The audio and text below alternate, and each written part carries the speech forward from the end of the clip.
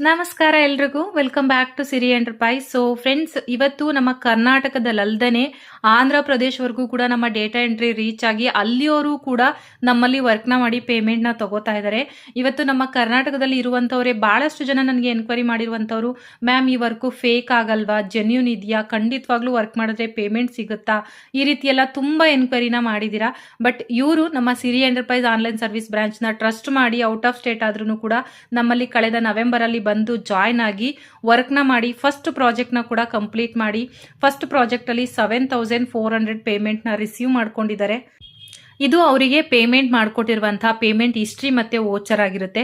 ಇದ್ರ ಜೊತೆಗೆ ಇವರ ಒಂದು ವ್ಯಾಲ್ಯುಬಲ್ ಫೀಡ್ಬ್ಯಾಕ್ನ ಕೂಡ ನಾನು ಇಲ್ಲಿ ಶೇರ್ ಮಾಡ್ಕೋತಾ ಇದ್ದೀನಿ.